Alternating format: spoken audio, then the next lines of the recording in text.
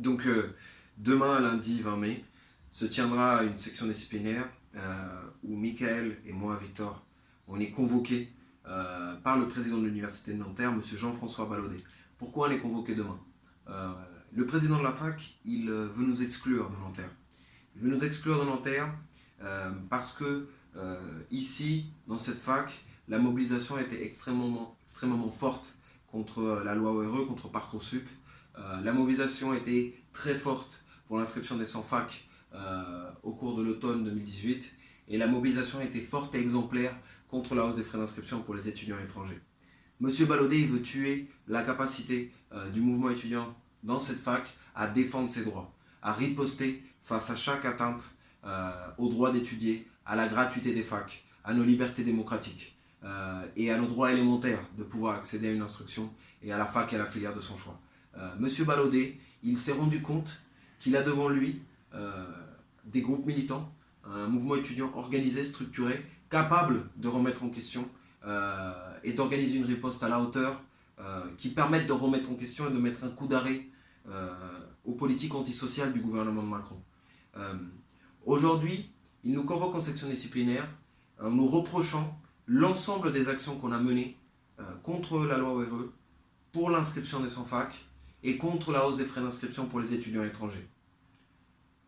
L'ensemble des actions qu'on a menées, qui sont dans la continuité des actions qu'a toujours mené le mouvement étudiant, c'est-à-dire des prises de parole dans des cours, des assemblées générales, la grève, le blocage de l'université, des actions d'interpellation vis-à-vis du président de la fac.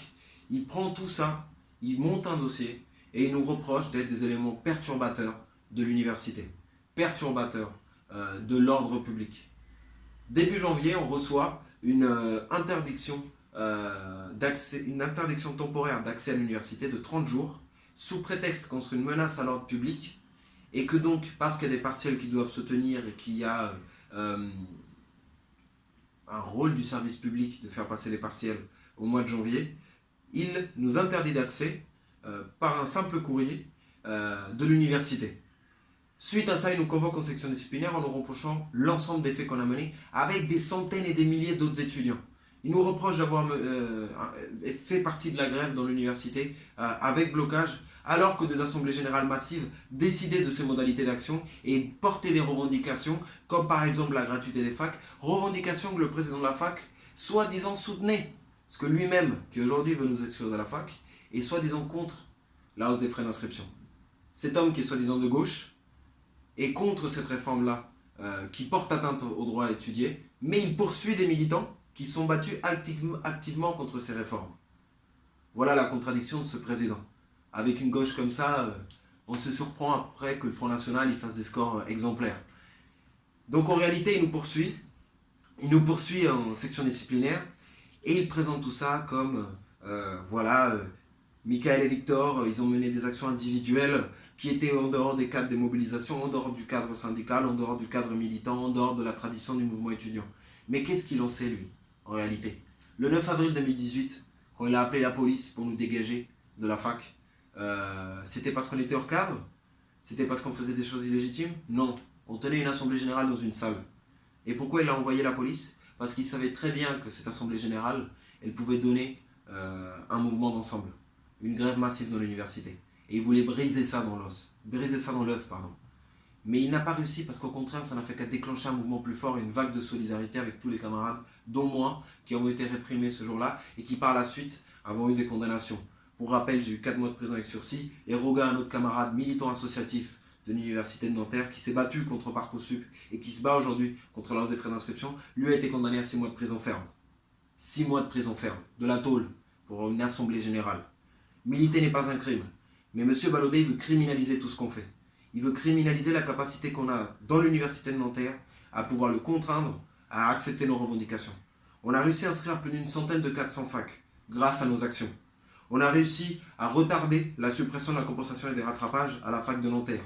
On a forcé le président à se positionner contre la réforme et acter la non-application de cette réforme, même à Nanterre, même si on sait très bien que c'est une promesse qui n'en vaut pas et qui n'en est pas une, parce qu'on sait très bien que dans les prochains mois, c'est quelque chose qu'ils vont remettre en question, et c'est une promesse qui ne pourra pas être tenue.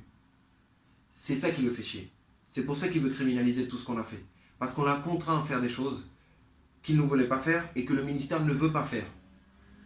Et l'élément qui est le plus important, la raison pour laquelle on appelle l'ensemble des organisations politiques et syndicales et associatives, l'ensemble des étudiants, quelles que soient leurs étiquettes, l'ensemble des personnels des universités et de l'enseignement, quelles que soient ces étiquettes, l'ensemble du monde du travail et de la jeunesse, à venir demain à l'université de Nanterre à 12h30 au rassemblement qu'on organise devant la section disciplinaire. Pourquoi on appelle à ça?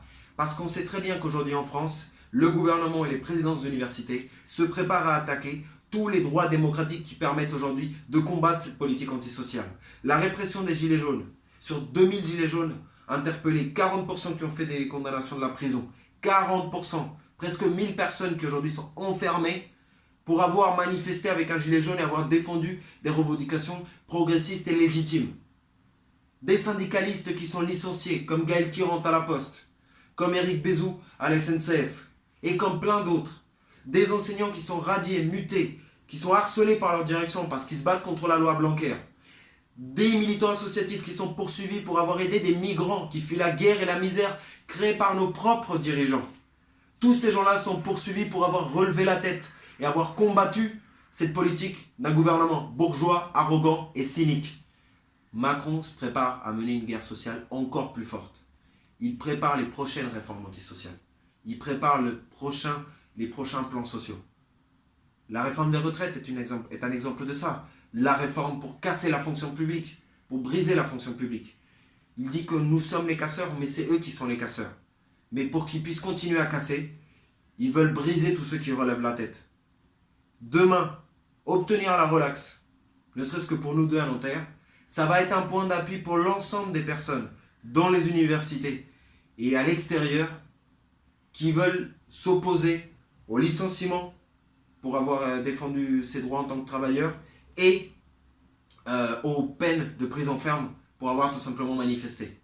Si on arrive aujourd'hui à faire la démonstration que ne serait-ce que dans une université, on peut être relaxé en construisant un rapport de force à la hauteur des enjeux, ça va être un point d'appui pour aider tous les camarades partout où ils sont pour mener cette bagarre-là. Nous voulons que le 20 mai, l'échéance de demain, ne sera pas non seulement une échéance qui permette de gagner face à une présidence liberticide, mais que ce soit aussi un moment où l'ensemble des cas réprimés puissent se regrouper, puissent s'exprimer et puissent préparer un plan de bataille qui permette non seulement d'obtenir l'amnistie et la relaxe pour tous les poursuivis, mais qui permette aussi d'être un point d'appui pour infliger une défaite à ce gouvernement. On en a marre des journées saute-mouton, on en a marre des manifestations du samedi qui tournent en rond. C'est d'une grève générale dont on a besoin qui aille jusqu'au bout. Et ça, on ne peut le construire qu'à la base. On invite tout le monde à venir demain, 20 mai, devant la section disciplinaire, à l'université de Nanterre, RER A, devant le bâtiment de la formation continue, là où se tiendra la section disciplinaire, pour que le président de la fac, M. Jean-François Volodé, comprenne qu'on n'acceptera pas aucune forme de sanction. Qu'on demande tout simplement la relaxe et que rien n'arrêtera notre engagement militant et notre bagarre ici à Nanterre et ailleurs contre ces réformes antisociales. Il est très important de souligner que le ministère de l'Éducation nationale, de l'Enseignement supérieur et à la Recherche suit cette affaire très attentivement. La responsable juridique du ministère s'est rendue elle-même en présence aux séances qu'on a tenues aux tribunaux administratifs pour remettre en question l'interdiction d'accès qui nous a été appliquée en janvier. Elle s'est rendue elle-même en personne, la bras droit de Vidal. Elle a rédigé un mémoire de plusieurs pages, de plus d'une dizaine de pages, pour défendre l'université, pour défendre les mesures répressives de l'université. Parce que le ministère est conscient de ce qu'il fait. Il est conscient de ce qu'il fait. Il sait qu'ils s'ils arrivent à virer des étudiants, ne serait-ce qu'à Nanterre, ça va ouvrir la porte pour pouvoir le faire dans toutes les universités, pour le faire encore plus facilement dans le monde du travail et pour continuer à réprimer dans tous les sens. Donc notre camp social, il doit aussi avoir une politique à la hauteur. Il doit aussi être présent le 20 mai et il doit aussi prendre en charge l'ensemble des cas réprimés, de répression, pour obtenir leur relax et leur amnistie. Donc ne perdons pas notre temps et ne perdons pas cette occasion qu'on a pour obtenir une victoire pour notre camp social en étant massivement présents et présentes demain à 12h30 à l'université de Nanterre devant le bâtiment de la formation continue pour pouvoir exiler la relaxe pour moi et Mika et pour Roga dans le procès en appel viendra bientôt dans les prochains mois et donc ça sera indispensable de se battre ce jour-là et de préparer et de poursuivre cette campagne pour la relaxe de Mika, Victor et Roga et pour tous les réprimés du mouvement social. Merci à vous, merci aux camarades de Révolution Permanente pour nous avoir donné la parole. On espère que ce soutien se poursuivra et qu'on pourra faire face à l'ensemble de cette politique antisociale. Merci à vous et puis à demain.